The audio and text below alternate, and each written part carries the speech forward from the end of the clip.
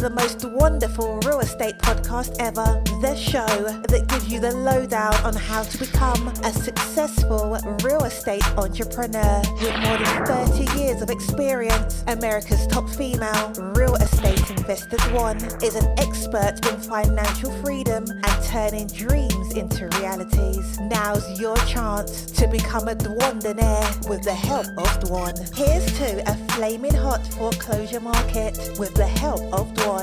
Cheers.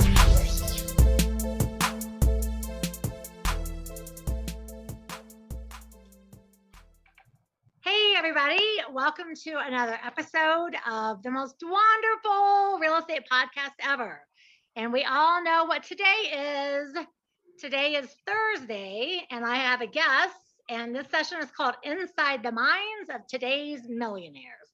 So what we do is we interview lots of people from lots of walks of lives, and we ask all kinds of really personal questions, and we find out what they're like. And the gist of the session is to help you maybe hear something that you need to hear to help you unlock whatever it is that has kept you from being successful. And not necessarily just in real estate investing, but today my guest is in real estate investing. And so we have Jay Tenebaum. So Jay, how are you today? I'm terrific. How are you, Dwan? Thanks for having me. I'm good. It's good to see you. Yes. I'm excited to have you on my show. Everyone loves the interviews because I don't ask the regular, people say, oh, send me your 10 questions. And if you always just answer the 10 questions, then they go, oh, I've seen Jay, I've seen Dwan, I don't need to watch them again. It's the same thing. Right. So I don't let anyone send me questions. A lot of people do, like, oh, thanks for the questions. I never ask them. I just ask things that, real estate inquiring minds want to know. And with the hope that someone will hear you and go, hey, wow, I wish I would have thought that's a great idea. That's my missing piece. So we're always looking for the missing piece. Okay. I hope I can deliver. There you go. Everybody delivers. Everyone is super fun. So just for you, if you're new to Dwanderful, my name is Dwan Twyford. I'm America's most sought after real estate investor. I've been investing in real estate for over 30 years. I've done over 2,000 deals, and I'm currently rehabbing an entire town. So I like to bring people on and just talk about different things and find out where they are. So Jay, what we like to do first is we like to have a toast. So cheers to you. Cheers. Let's have a great meeting. Absolutely. Great conversation. And we want to talk open to everybody. And what I like to do is I like you to tell us who you are, where you're at right now, and how we get a hold of you. And then we want to backtrack and see how you came to be Jay Tenebaum. Well, I was born Jay Tenebaum. That's how we started. But anyway, yes, my name is Jay Tenebaum. I am a principal of Scottsdale REI. We're a private equity real estate investment firm. I've been investing since 2013 in private and mostly distressed mortgage notes and properties, rentals, loan modifications, variety of things of that nature. About 450 times, not quite 2,000. About 450 deals in my career. I currently reside in a suburb of Phoenix, Arizona. I've been here 4 years. Came from California, where I spent most of my life and my career, and raised my kids. But originally born and raised in Denver, Colorado, in the restaurant space. I didn't get fired. You didn't get fired. And tell us how to get a hold of you. Sure. So I still have my California phone number. It's 714-458-6317. Or you can reach me via email at jay@scottsdalerei.com, or visit our website at www.scottsdalerei.com. Nice. And the name of your podcast is the Real Estate Mastermind. Okay. So now everybody knows who you are. They know how to get a hold of you. And so we want to ask questions. So I like the fact that you guys, 450 deals, so, but congratulations, by the way, that's a lot. Thank you. People that do that kind of deal, like that amount, like 450 deals, like they know, like I know what it takes to do that. So when I meet someone that's done like 300, 400, 500, I'm just like, respect. because I know how much work it takes to actually make that happen. And and then you meet people all the time, like at workshops. I'll be like, oh, I've done 25 deals, and I'm always thinking like, oh, you're so cute. Talk to me. Talk to me when you've cracked like 250, because you're a serious investor if you've done that much business. Right, and but it has to start somewhere. It had to start sometime. It has to start somewhere. They all have to start somewhere. So you said you're raised in Denver, so you know where Bailey's at. So that's where, of course, that's where I'm at today. And did you tell me you've been camping once? I've been camping, true camping, in sleeping bags and fishing and all that in Bailey many years. I was probably 10, 11 years old. Oh, so it was. So were you nervous at night when it got dark? It gets so dark up here, doesn't it? I was probably too little to figure it out. But I got to tell you a quick dark story. So when I was in college, I went to school in Southern Colorado in Durango, and for spring break, the guy I lived next door to in the dorms had an old VW. This late '70s had an old VW van, and we took a keg, put the hose down the top, and drove this VW van from Southern Colorado to Woodland Hills, California, and then down to Newport Beach, and down to San Diego. And on our way back to school, we interestingly came up through Phoenix, and we hit Phoenix in the middle of the night. And we thought we got out of the van, got our sleeping bags. We're gonna spend the night on what we thought was a park. It was pitch dark. It was a golf course. 6 o'clock in the morning, we hear 4. We scrambled out of the sleeping bags and didn't get hit by a golf ball. Oh God, that is so funny. Oh, so how old are you? 62. 60. Oh, me too. Same age. So you said you went in a VW van. I was like, oh, was that like a 60s thing? But that would have been a little bit later. Right. So I am the same age. That is a funny story. Yeah, I've only been to Arizona twice.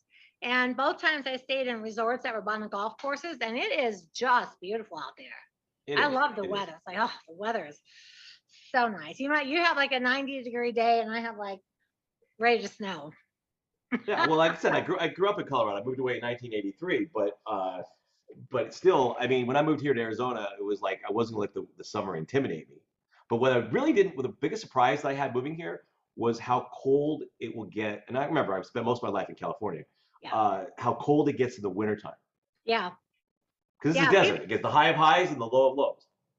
My daughter lived in Vegas for a while, and we went out there to spend Christmas one year. So I'm thinking it's Vegas. I have like shorts, tank tops, a couple of things to wear out.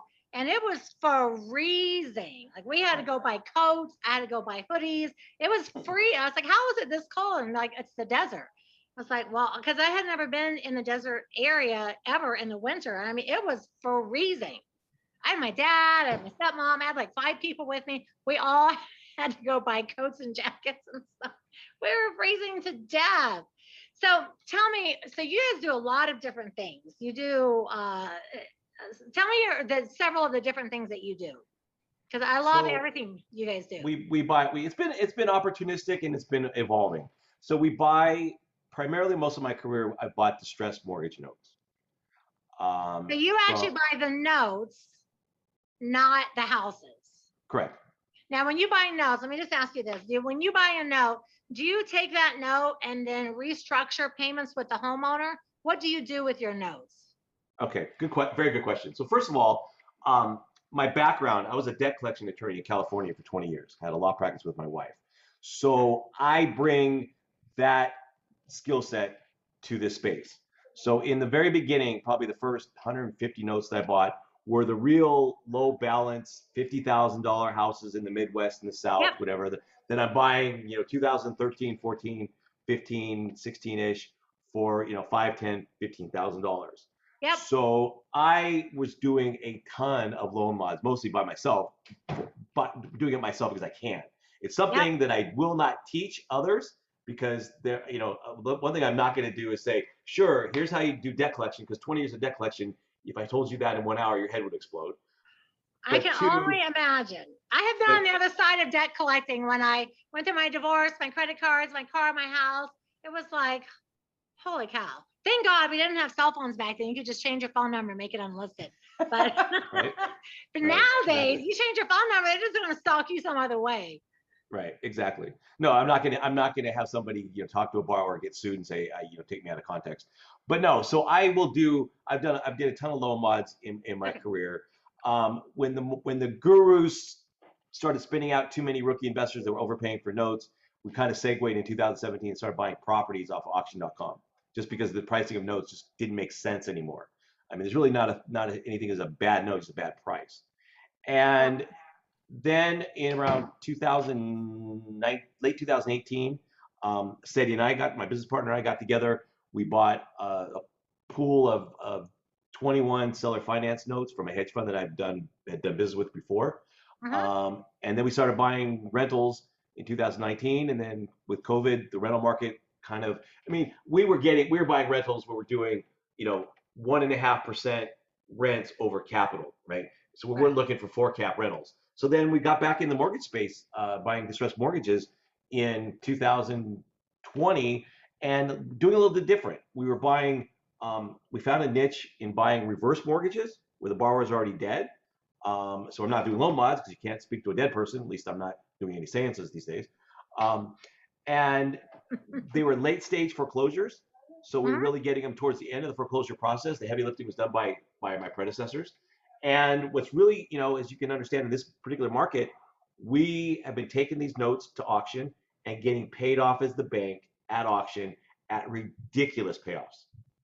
Yes. And yeah, I think one of the things people don't realize is if someone has, $200,000 mortgage on their house and you buy the note for 25,000, you still have a $200,000 note. That's correct. And people That's don't definitely. know that. They They don't don't know. understand. They don't understand where the play is, where the income is, and that's the difference. You're buying it at a discount, Yeah. but the borrower still owes it to you. You just inherited it from the seller, the Yeah, hedge that's fund why seller. I ask you if you refinance or if you. I love the way you guys do though, because many years ago I started learning a little bit about no, and this is like in the later 90s. You could go down to you could call up like a second mortgage that might be 30,000 and buy it for 1,000. And then the house goes to the sheriff's sale, people bid it up and you paid 1,000, then you like make 29 grand. Like, woo, I bought some notes at the courthouse, I sold them. And then we got into a little bit of that refinancing and loan modification, like you're talking about. But I love what you're doing with reverse mortgages because 90% of the people I talk to don't understand. So, guys, this is a lesson from Jay through Dwan: is when you buy a note for 200,000 and you buy it for 20 grand, that note says I owe Jay $200,000, and people don't understand the face value of that note, no matter what you paid for it. So there's a lot of money in note buying. And it's been cyclical. I mean, you've been buying. When I first started, it was still the wild west. I was buying it at a little cheaper discounts than I'm getting now. Yeah. But on the reverse side of that, it's if we end up taking the properties back. I mean, a lot of stuff. The more you wait, the more it escalates. I mean, maybe the foreclosure takes a little longer in certain instances, and the property, appreciates in value for this current market. So it's a little bit of this, a little bit of that. It's also, like I said, we've been getting paid off at auction because people, investors are crying for deals, so they're going to the auctions as a source, and they're quite frankly overpaying for. We don't care because we're getting paid off, but what they're paying at the sale, because we're paying more than what we owe. So the surplus funds are going back to the borrower, but still, what they're paying to acquire these properties is ridiculous. No, I know. It's funny. We bought one of our rehabs. We did a rehab up here in Bailey, like 2 years ago, and we actually bought it off auction.com. So it came up. It's in the mountains, and it's up on this road that's really up a really windy road, and it was the dead of the winter. So I thought, we'll try to buy this house. So it ended up being about a $900,000 house, but the auction was asking like 5 something. So we're in at like, 250. And then it keeps getting bid. And we're like, okay, well, somebody really wants this house. So we stop bidding. And then it comes up again. And then the third time it comes up, we call the guy like, listen, what is happening over here? Who is bidding on the very day? And so the guy's like, well, I'm not supposed to tell you this, but the bank is trying to bid you up. And honestly, they'll take this amount. And so we bought this $500,000 property for $250, put about $250 in it and sold it for $900. Right. But I did not realize that banks actually go on and bid against you sometimes. Oh, on an online auction, it's very common. Now, when we were buying through auction.com, we were buying in some specific markets, Rockford, Illinois, Montgomery, Alabama, and a little bit in Cincinnati. Um, and we had the relationship with a guy that introduced us to auction.com. So we had a VIP, we were designated as a VIP buyer, and we had a concierge rep. And so we really weren't participating in the auctions per se. We got the list. We said this is what we want, and he told us what we had to be to get it, and we did our analytics and bought them out. About 40 properties in 6 months. Nice. Okay, so with you saying that, everyone's going to say to me, how do I become a VIP auction person? Like, how do people do that? Because what you're describing is like every investor's dream. How does someone get a company? I don't know if. See, here's the thing. When I said before that we've been opportunistic, I don't know. Just like short sales, I don't know if buying off auction.com is a viable strategy right now in this market.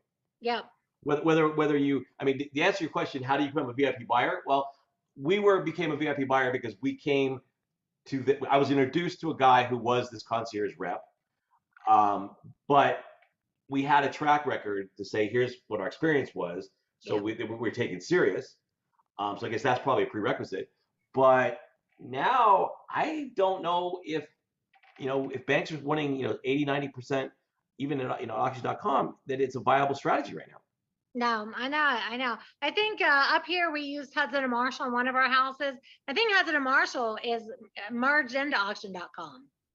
When we were buying from auction.com, one of our inside reps had left them and went to Hudson and Marshall. So we had now two sources, but they work very similar. Yes. They do. So when we had this one house that came up on Hudson and Marshall, my husband, he's a schmoozer. He's not working in collections like you, but he's been working in sales training a lot. So he called his guy, I don't know, schmoozed this guy. Next thing you know, we were getting properties from Hudson and Marshall. It's like, hey, this is really nice buying them off from the auction companies. So, but people, you got to have money. You got to be able to step up. And if you don't perform, you get booted off the VIP list. Performing is the key in anything. My relationships with banks and hedge funds and buying mortgage notes is predicated of my ability to close all these years with them as well. That's right. And way back when I first started doing short sales, I did my first couple before the term short sales was really a term yet. And one of the things is at this point, most of these loss mitigation reps just had a handful of deals, and I closed on everything. And then I would call back the same bank, hey, I got another house, this is the bank. And because I closed on everything, I got to the point where they would say, just tell me how much you want. Let me take it to my boss. And, Dwan closes on everything. And that's one of the keys. If you want to play in the note space or the auction space or anything, even just wholesaling to local rehabbers, you have to close and perform on stuff. Otherwise, people don't want to work with you. They don't take you serious. It's all relationships. I'll tell you, right before I got into buying mortgage notes, I was investing in we were buying judgment liens. For my debt collection experience, I was always doing work for third-party collection agencies, but in 2009 to 2012, we were actually investing in buying judgment liens from other hedge fund debt buyers, right? And all we were doing was executing on real property. And if you remember, we're buying, judgment liens where the judgment was entered in California like 2001, 2002, and it accrued about 9 years of interest, et cetera, right? So guess what? Because remember, if I got a judgment lien against you in 2001, what do you think the real estate market was doing in 2003, 4, 5, and 6? When I use the name AmeriQuest and Countrywide, right? So they were so terrifically efficient that they missed a lot of our judgment liens. Fidelity hates me. Right? I'm probably sitting on their wall as the most as promulgating like number one. They're throwing darts at Jay. Exactly, because I had a judgment lien. So when AmeriQuest or Countrywide screwed up and didn't pay off my judgment lien, I'm now in first position on the refi. So I'm making title claims like nobody's business. Now Fidelity, after a while, got so mad at me, they started doing everything they can to fight me. First American, I had a relationship with. I didn't know him personally. I formed a relationship with general counsel at First American, where he said, whenever you have a judgment lien where First American is insured, just call me. We'll figure it. We'll work it out. You're so brilliant. I love all of this. So for people that understand like a judgment lien, this is someone that has some kind of a judgment against their property These or were against these their were social unpaid security. credit cards that had gone to judgment, and nobody ever paid them off. And so you may buy, like even when people back in the day did short sales and the bank would lose money, they would put a judgment on the homeowners. So the homeowners end up with a $50,000 judgment. So you're buying these for pennies.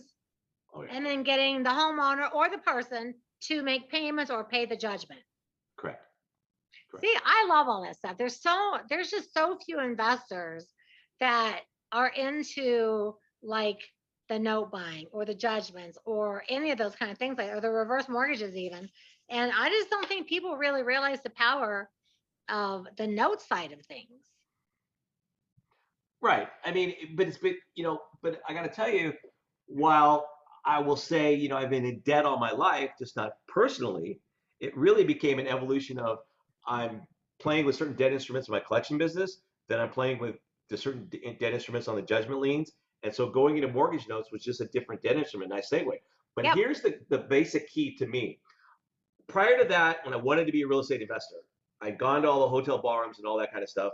But my biggest challenge was Monday morning, where do I find my first deal? And through note buying, through my mentor, which is a good friend of ours, both mutual friend of ours, his deep package included, introductions to banks and hedge funds. So I got introduced to where I needed to go to buy my first deals right away, and that's where the hook was, and that's where I've generated my success. Nice. Now, one of the things that a lot of people are doing still today, and it's a nice thing for people to have a little cash to play with, is they do buy mortgages in like the Rust Belt, and they'll call the homeowner and say, hey, I have your note. Let's restructure your payments and modify the loans. There's actually a lot of money in that too. Yeah, and I got to tell you, I built a career back then when I was buying the lower balance stuff. Now the reverse mortgage stuff we buy at much higher value. My business partner is more of the mindset of, from a debt collection standpoint, I understand volume, I manage volume in it, right? For him, it's got to be a six-figure opportunity profit, or I don't want to, go big or go home. So we're buying six-figure mortgages, and we're paying six figures for this stuff now. But back in those days, I developed a little shtick. Right? I'd call up a borrower and they'd answer the phone.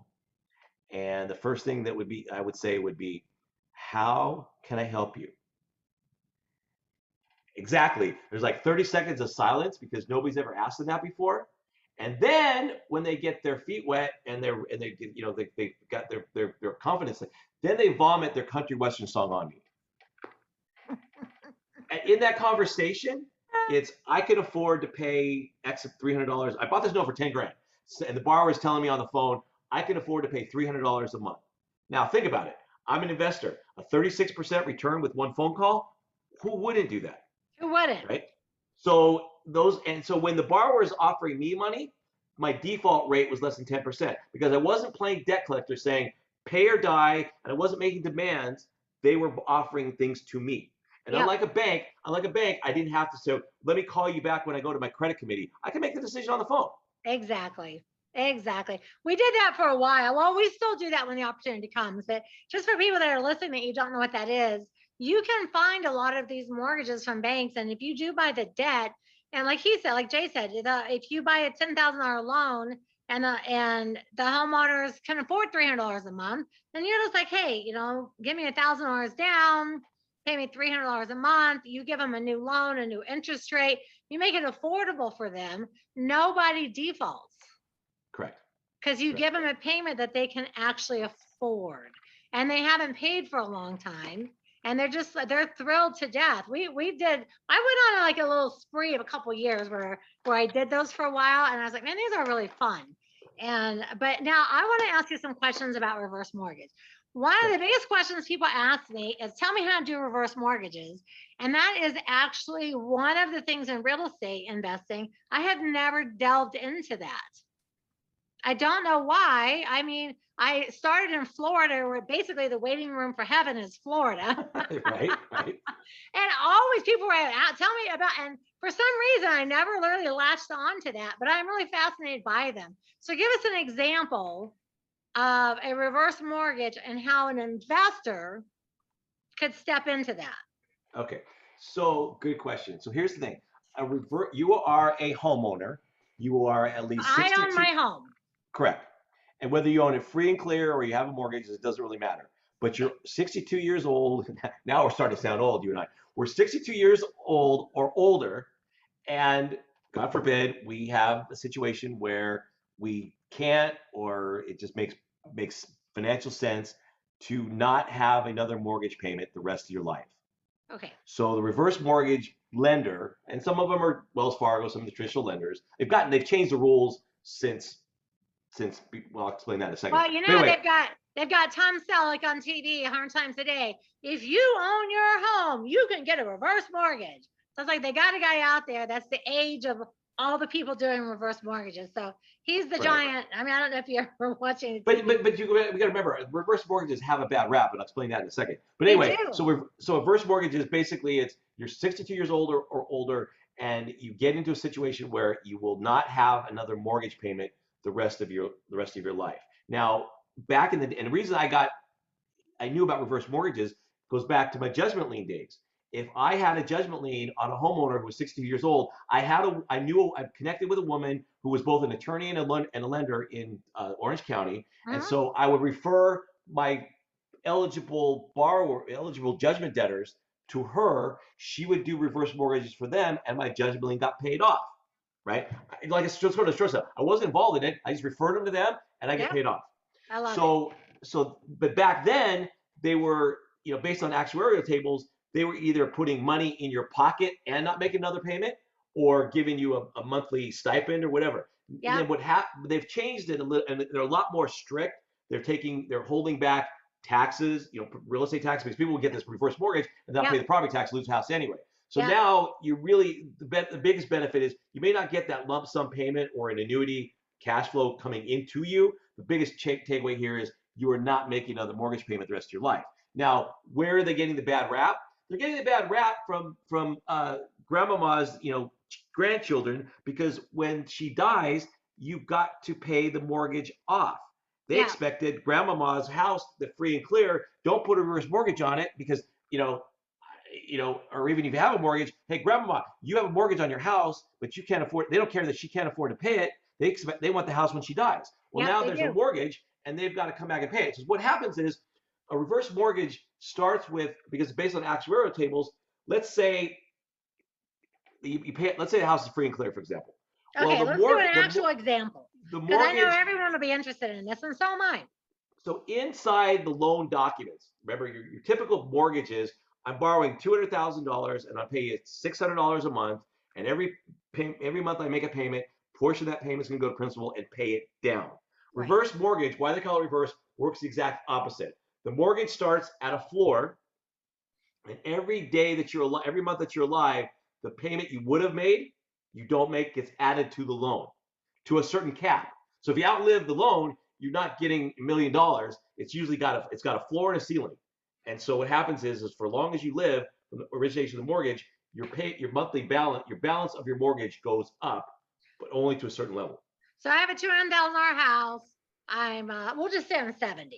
I have a $200,000 house. My payment's $600 a month, and it was all paid for. But now I can't. I still have a payment on it. I call the reverse mortgage people, and maybe I owe $100,000, but I can't make payments anymore because I didn't plan ahead of my Social Security check.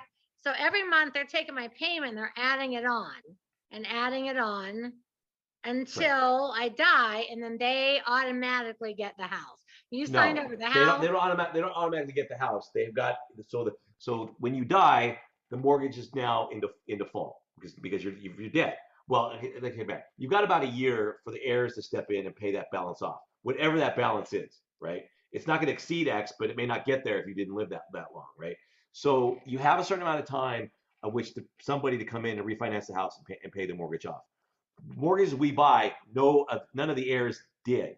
So the mortgage has been in default. It's now, it's either, most of the stuff we buy has already been foreclosure started by somebody else. Yeah. And so we're just buying it, and it has, but see, it's because of the way that it's structured, it has the same values, same numerical values as a regular mortgage, meaning I'm buying that balance on the payoff on that mortgage is still 250,000 that I'm buying for about 100,000. Right. So if the heirs don't come up with the 250 or whatever it is, you get the house. Right. And yeah, the heirs are named in the foreclosure, and if they don't contest the foreclosure or pay it off, they lose the house just like they live there. Just like anything else, and you guys get the house and you do whatever you want to do with the house. See, Correct. I think for a lot of people, especially people that, really didn't plan enough and they'll just live on my social security, I'll live on my investments, and then they get to be 65 and their check is $1,500 a month and they have nothing else coming in, but they still owe on their house. I feel like for those people, that's a great idea. I don't see where the bad rep, only, like I said before, the bad rep comes in only because the heirs wanted to expected to get the free and clear house. Because they expect grandma to give them their house free and clear so they can just spend all the money and blow it on something stupid that grandma wouldn't approve of in the first place. Exactly. Right. That is exactly what happens. I know way back, my grandmother, my last grandmother died when I was only 25. And I'm telling you, my aunts and uncles, they were like vultures on that house. And this is like a little tiny house. My grandma was 82 years old. And it was hardly worth anything. And everyone in the family was fighting. And I'm like, you guys are fighting over like $2,000, $3,000 a piece. It was a little house in Tennessee. It was worth nothing. And it's like, what is wrong with people? Now, what if somebody lives to be really old? Like my aunt right now is 95. I get a reverse mortgage at 60. I live to be 95. What happens? It's just an existing mortgage. Those aren't being sold. Nice. See, I feel like in the past they have, and I never really, like I said, I just one of those weird things. I don't know why I never got super involved in that side of it, but I know a lot of people that do. And I feel like now that I am of that age, I think reverse mortgages could be great and allow people to stay in their home. I mean, it's terrific. Like I said, if you're elderly and you have a mortgage, it's awesome. Now, I suppose the second bad rap is, why, grandmama, did you take your free and clear house? And because back then, here's why. Back then, you took a free and clear house, but you got paid. You get an annuity. You got paid for doing it. You got either a lump sum payment or you got an annuity. Now I'm not sure they do that anymore. So I don't think really you got a free and clear house. But see, that's it. If you have a free and clear house, what are you worried about? You don't have a judgment lien on it. You don't have, you don't have a mortgage payment. So why would you do it? You probably wouldn't, right? Unless you were getting some money. But when they were paying out a little bit every month, that helped a lot of people be able to meet their bills and stay in their house. Of course. So I remember when my uncle passed away, it was like a decade ago, and I had to handle his estate. Well, they had all kinds of things, all kinds of annuities and mortgages and all kinds of stuff that I had never actually dealt with at that point. So I was like, okay, this is a major learning curve for me. But it was really interesting how the whole thing worked out. They had something like that. And they had like some kind of a second mortgage that they could take this much every month and use it towards their bills. And they had like a bunch of annuities. And I was like, okay, I could learn all about this. This is a whole real estate course. Sure. So while we're on that subject, though, buying reverse mortgages in default like we are is not like you're just going down the street and going, hey, do you have a reverse mortgage for sale? Reverse mortgage in aisle 3. We have a relationship with a specific hedge fund who is buying them up in major pools from the federal government. So now with that relationship, they are sending us their mortgages, their reverse mortgages they're looking to sell. And you know something, Jay, what you said is so important for people because we talked about this earlier when I was on your podcast. If someone is trying to do 10 deals a month by themselves, it's too much. You need relationships. Like I would always have relationships with bankruptcy attorneys and probate attorneys and say, hey, if the heirs want to sell their property, I will step in and help out and, refer them to me. And I would pay advertising fees and pay like legitimate legal fees that I was able to pay. But I spent a lot of my time building relationships. And people always say, oh, well, I'll just call some attorney and take them out to lunch. It's like, listen, the attorney doesn't want to go out to lunch with you. If you want to make an impression on the attorney, go in and say, I want to pay for 2 hours of your time, use up 1 hour, and let them know this is what I do. I buy probate, I buy this, I buy that. If you send people to me, I'll help them through. Once you're done, I'll help them through and buy the house and, and learn to work together. And to really be in like the different arenas like you guys are and like I've been, you have to take the time to build relationships But the big thing is you have to close. Correct. If you don't close, they're just like, it's Dwan, it's Jay. They never close. I don't have time to even take their call. Correct. And I worked years in Florida with a bankruptcy attorney. I said, hey, because 75% of the people that file bankruptcy are filing it within 3 days of losing their house. So I had some great relationships with some bankruptcy attorneys, and they would say, hey, this person's losing their house. I gave them your name. I put deals together. And I always paid people for their time. I always paid people for their referrals. And I always made sure I took care of them, because it really is about relationships. And for some reason, everyone thinks they can be like a one-man show and become a multimillionaire. It's like, you can't do it by yourself. Nope, not at all. You have to learn, and you have to, like we talked about, you have to delegate. Right. And not only that, I don't do good alone. I need a partnership. I need to balance my weaknesses with a partner that's their strength. And that's where Seti and I get along, really well. I know. I can't tell you I've always had great business partnerships, but Seti and I have been going on almost 4 years now. Yeah, I could see where you guys would be. You'd be good partners. Like my first partner I worked with, she was a paralegal and she was a mortgage broker, and she loved paperwork. She loved detail, loved it. And I would just look at a stack of papers and I could feel my chest just clench. It's like, do it. I'm just not that little detail crunchy person. I'm like, listen, this is the house. These are the numbers. Let's go make it happen. So if you and I are a lot alike. So I've been told, it's early in my career, I was always told, because of my debt collection background, that I had an advantage. And I always said to people, no, I just have a specific skill set, expertise, and experience. I said, I envy those who have the analytical skills that can love to sit in front of a computer and analyze deals for 2 or 3 hours. You couldn't put me in front of that computer for 2 to 3 minutes. And so I envy you, because that's your special skill or quality and experience that I don't have. And that's what Seti happens to have, by the way. Yeah, I know it is. And I meet so many people, because we do a lot of workshops and we do a lot of one-on-one mentoring. And people are always like, hey, I'm going to work with my brother or my cousin. And I'm like, listen, sign a partnership agreement. Talk about whose strength and weak, because if you both like the same things and no one likes this portion of it, this is going to fall apart and you're going to fight and blame each other. Next thing you know, you're not even friends anymore. Right. Because people have to realize whatever you're not good at, find someone that is, and the same thing. And if you can do that and marriage 2 people like that, I'm all for business relationships, but you really have to pick the right person, and you really have to have the strength of the skill set that they don't have, and vice versa. So I have a question for you. I was in business, in law practice with my wife. My wife is still an attorney, and you're in business with your husband. Yep. So the question becomes, when there's only 2 of you. I mean, Seti and I are married to each other, we're just business partners, so it's a little different. But when there's only the 2 of us, right, respectively, husband and wife, and each of us votes differently, who breaks the tie? We flip a coin. What's really funny is we've been married 20 years. So this is like the love of my life. Even though I was married before for very short times, I'm like, you are my one true husband. And the nice thing about Bill is, first of all, the main thing that we both love is we both have a crazy high risk level.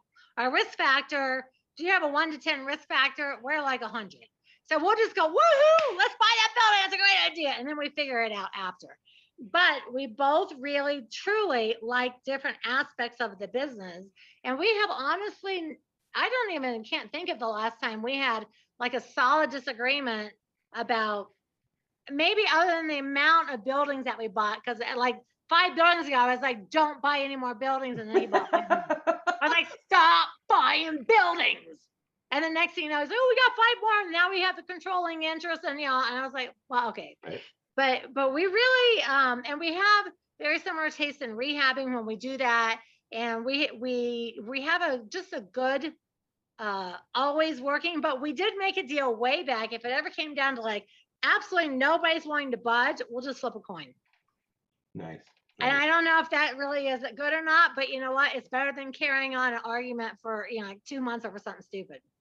Exactly. Because I want to stay married.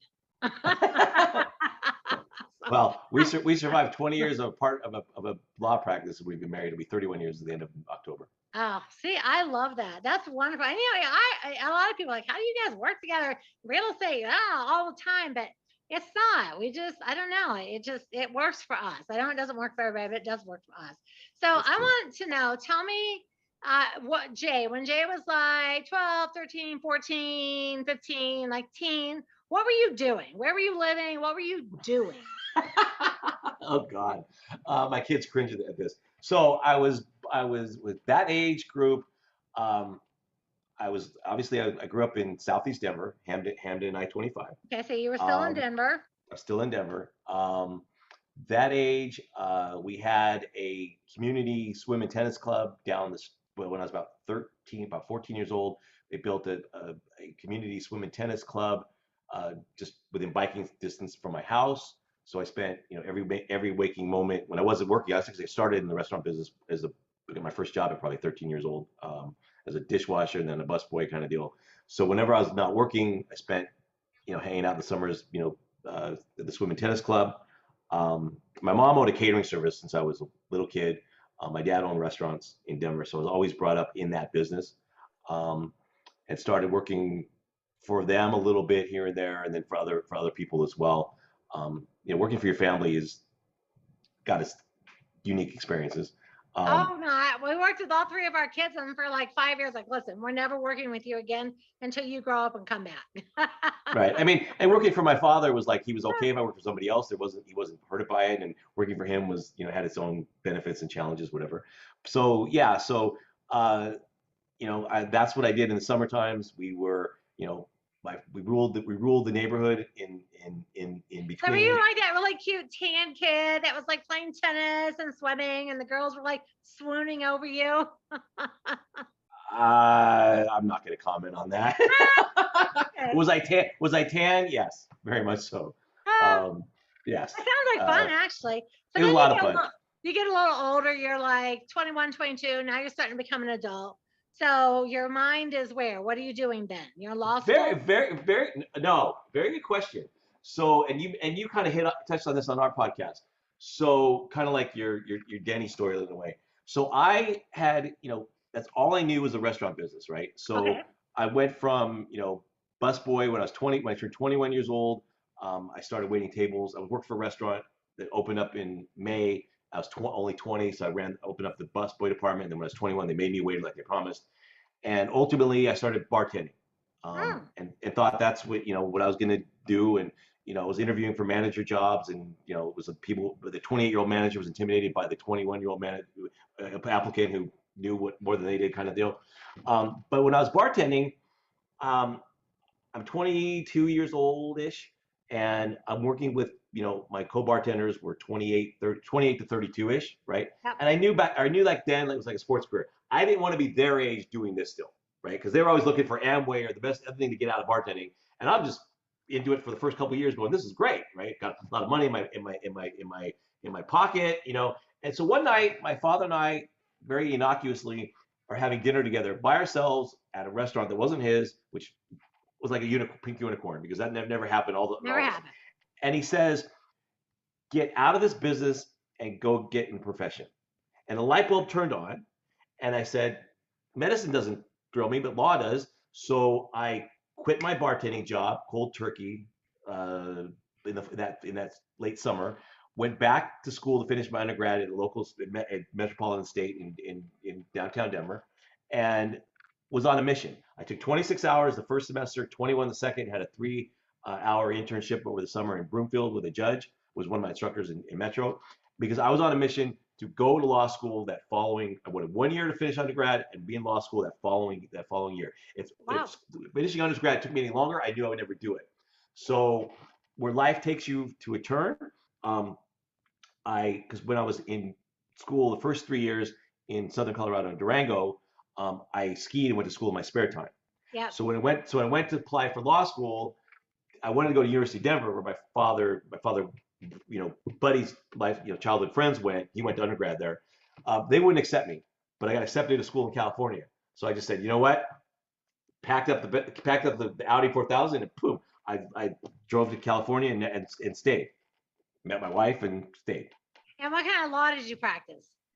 When I first started out of law school, I met my wife working for an insurance defense firm, major a 50 attorney law firm in downtown Los Angeles, and then was there for a couple of years. We both quit at different times, and then just started our debt collection practice in 1990. Yeah, that is interesting because I always tell people, I say, you know what, if you're afraid to talk on the phone or you're nervous about people, you should work in a telemarketing room or debt collection for like 6 months, and you'll get over all your fears of angry people and people yelling at you. Why are you calling me? You'll get over all that. I worked in a phone room for 6 months. I lost every fear of contacting people in any way whatsoever after I did telemarketing for 6 months. Exactly. So I think that's a neat transition from playing tennis, hanging out, bartending, and then ending up in debt collection. That's like a really neat transition. And that would be a great lead into real estate investing and all the many avenues of investing that you have. There was only one hiccup there. Spending 20 years inside that law practice with up to 45 hangnail employees, I was too far inside it. The only real estate experience I had was the houses that we lived in. And I got to tell you, even though I'm an expert in buying mortgage notes now, I probably barely understood the mortgage and the promissory note that I was signing to buy my houses Oh yeah. that I lived in. Oh yeah. Now I know. That's one of the things I teach my new students is like, you have to learn you have to learn the ownership versus debt. Homeowner's got the deed, they own the house, but the debt's the bank, you don't pay it. That takes, like, people don't understand just that process. It's Right. surprising sometimes that people that are investing forever can't explain to you the debt that goes along with all the stuff that they're doing. So I love that you guys have taken that journey. So you're still married. Yes. Nice. How many kids did you raise? 6. Wow. Yes.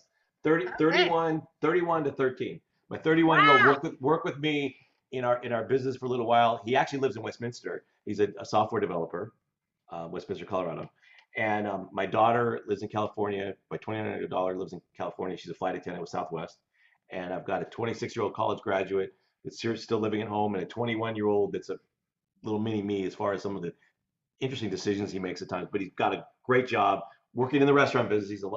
Here's a funny part. He's a cook in the restaurant business. He's been doing it for a couple years now. And what I realized later in my life was when I started working in the restaurant business, think about this, right? I was a busboy, then I was a waiter, then I was a bartender. Think about what I was doing. I was in the front of the house, the people part.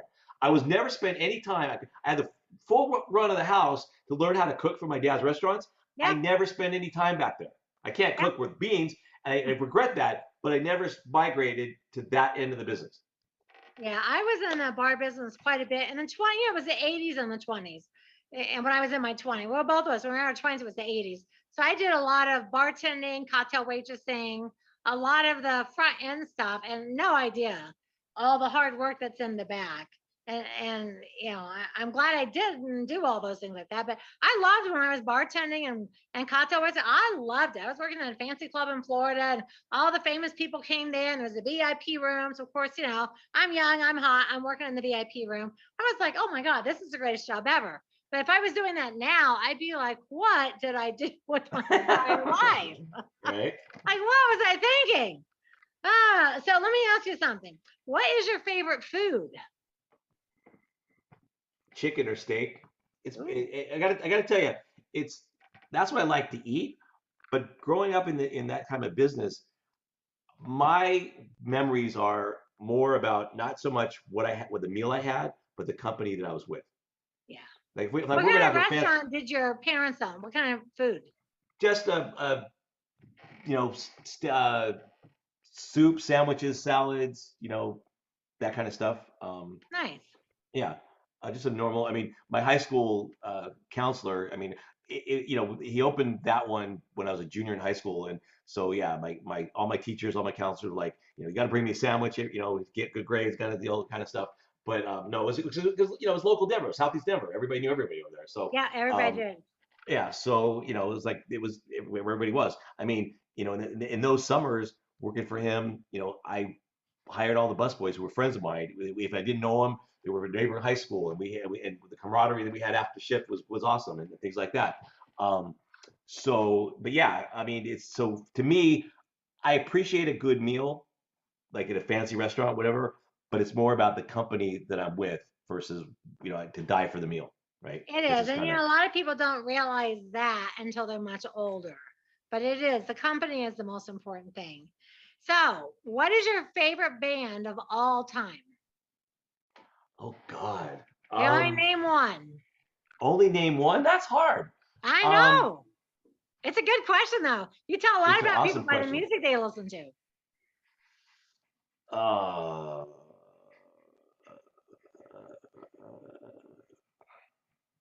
all right, I'm gonna go Counting Crows. Oh, good band. We saw him here recently. It was a great show. He was so jazzed to be out playing in front of people again. Oh, I know. I know. I miss like concerts. I haven't been to a concert since all of COVID. Like, oh, when are they going to start having concerts again? Counting Crows is a good band. Now, where is the one place? Everybody's got one place. Where's the one place in the world that when you're at that exact place, everything is just right with the world? Anywhere on a beach, and I'm not, and that comes from. Remember, I grew up in Colorado. I'm a snow person, but so I'm not really comfortable in the ocean per se. But put me on a beach, put me on vacation, and I will just zone and check out. We're actually going to Hawaii on Saturday, so taking my I girls know. as I'm well. a beach girl too. I met Bill when I was living in Florida, and I said, now listen to me. I'm happy to live in the mountains, but I am not giving up the beach. So unless we can keep both houses, you're going to move to Florida. So he's like, I'm gonna live in the mountains. I said, I don't care. I am not living all my life in the freezing cold. I moved out of Ohio because it's too cold. So Right. we're blessed enough financially to be able to keep our beach house and have our mountain house. And so I feel pretty excited about that. So at the end of my interviews, I like my guests to give us one of the life equities, which are financial, physical, mental, financial, spiritual, mental, physical, family. I'd like you to give us a life equity and to give us an assignment. So what does Jay Tenebaum, what do you want to give us for a life equity and what do you want to give us for an assignment? So let's go physical, Okay. and let's go on a challenge of. It's funny, there's the old saying, walk a mile in my shoes. But let's go on a challenge to where you walk a mile, at least 5 miles a week. Okay. 5 miles a week is not unrealistic because they could do it in stretches of half miles. Yeah, Just or a whatever couple gives miles, us a couple of miles a day. I mean, good doing 2-3 couple days, whatever. miles. Okay, so I love that. I love it. So okay, so let me see. I take a lot of notes. So let's see if we learned anything about Jay today. So you're 62. Your Yes. podcast is the Real Estate Mastermind. Yes. .live. You're the Scottsdale REI.com. No, yeah, ScottsdaleREI.com. You do a lot of notes. You've done loan modifications, buy at auctions. You guys are really into just a wide variety of real estate investing. And a lot of it's very creative, which I really love about that. You've done 450 deals. You were raised in Denver. In the summer, you were at the tennis club and a swim club, and you're all tan and working in restaurants. And then you were into bartending. And then somewhere along the way, your dad was like, hey, straighten up. And you went to law school and you worked in debt collection, which is super interesting because it's really helpful in real estate investing. And you love chicken, you love steak, you love counting crows, and you love the beach. Yeah, I mean, for the most part, beach is where I'm most tranquil. But I'm not a beach person. I'm actually a snow person because I grew up skiing. I mean, really, I was on the ski team in Fort Lewis College. But yeah, I mean, my dad and the conversation with my dad really wasn't about straighten up. I just think he was trying to push me to not follow his footsteps, which he had a very successful career in it, right? There was nothing wrong with his career. He just thought it was kind of like. He wanted more for you. He wanted more for me. It's kind of like The Godfather. I was like Michael Corleone. My brothers were like, the ones that he had some of his affinity for horse playing and everything else. I was the one that he expected. I was the oldest, but it was still like I was the one that was sheltered. Like, here, you're not gonna do this kind of stuff. Yeah, he wanted better for me, even though I didn't know it myself, and I was enjoying what I was doing. So I wasn't in trouble. I wasn't a bad kid. It just, yeah. It's like your dad thought, hey, I don't want you to be 62 and still be bartending. Right? Like, when I got fired from Denny's, I would call my dad and say, "You will not believe what happened to me." He's like, "I said I got fired." He's like, "From Denny's?" I was like, "Right? That's what I said. I got fired." Well, what did you do? I'm like, "I don't know. I'm too outspoken, I guess. I don't know. I got fired from a lot of jobs because you can see other people's problems, but you can't see your own. I could look at all these businesses and I could see the problems within the company. So I would just walk up to business owners and say, "Hey, you need to do this and this and this and this. Your business isn't going to make it. Here's how you can make some changes." And people would be like, "Who are you again?" I'm like, "I'm the waitress. I'm the telemarketer." And then they would fire me. So it's like, okay, I got fired from a lot of jobs. But that's So okay. one more thing that I really we're kind of lost track on my son being the cook. So I told you I had 6 kids. So my two 13-year-old twin daughters, right, are going to, keep me young and keep me. They're going to kill me. Either I have amnesia. I don't remember my 21-year-old daughter. Raising boys is easy, right? My 21-year-old daughter, she's very independent, so I don't remember her being 13. And what not that it's double trouble, but yeah, the two 13-year-olds are just hilarious to be around. But yeah, And that's such a cute age for girls because they're in the tweens and like they still want mom and dad to approve of everything, but they still want to have their own friends and they're getting a little more adventurous. And honestly, with everything that's out there today, I feel like you really got to kind of guard your kids against all the predatory things that are on the internet. True, absolutely. I didn't have that when my daughter was little. We didn't have any of that stuff. But nowadays, I'm just like, Lord of mercy, if I had kids, I'd have everything they have locked and codes. And you're not going anywhere with anybody unless I know what's happening. So, but twins and twin girls too, like how cute. I have twin nieces. I'm just like, oh my God. And they were girls and they were so cute. But they look so much alike in high school. So much. People couldn't tell them apart other than the way they dress. So they would actually swap and take tests for each other. And they got busted and they got suspended. Can you hear me?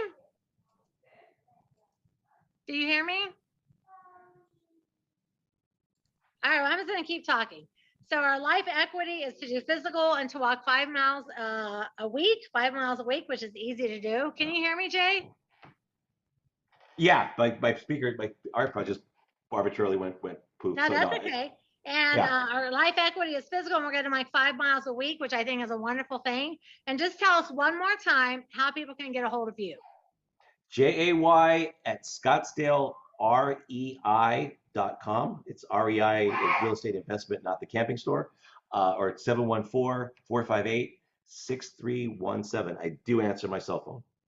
Nice. See, I give my cell phone out too. And I always tell people, if you want to work with someone, they won't give you their cell phone, you shouldn't work with them. Right. And then there's the old adage people say when you're famous, the more successful you are, you give people out your cell phone and everybody's still too intimidated to call you. They're too intimidated to call you. Every time we do a live workshop, even if there's 500 people, we'll say, "Here's my cell phone number. Text me and tell me you had a good day." And then I'll say 10 people in this room will do it. The next day, it's 10 people. Because people were like, "Well, I didn't think that was really your phone. I thought it'd be bothering you, so I didn't want to." And they don't actually call you. But now that I have your cell phone number, I will stalk you.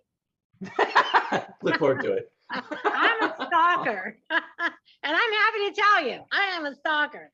All right. So, guys, if you're new to Dwanderful, you can also find me at dwanderful.com. And so, Jay, first of all, I want to thank you for being on the show. You have a great mind. You're so interesting. And I love the fact that you just have so many various things. And I love the reverse mortgage. I love all the loan mods. The notes, I love all of that. It's a really amazing what you're contributing to the real estate investing community. Well, thank you. I appreciate that. Yeah, and I mean that from the bottom of my heart, truly. So I'm going to ask you if you can have one single parting word of wisdom. A word. One word? It's hard to do a word. Action. Ooh. Excellent word. I always tell people education and all that's nothing without action. Right. So, all right. Well, it has really been my honor to have you on today. Thank everybody.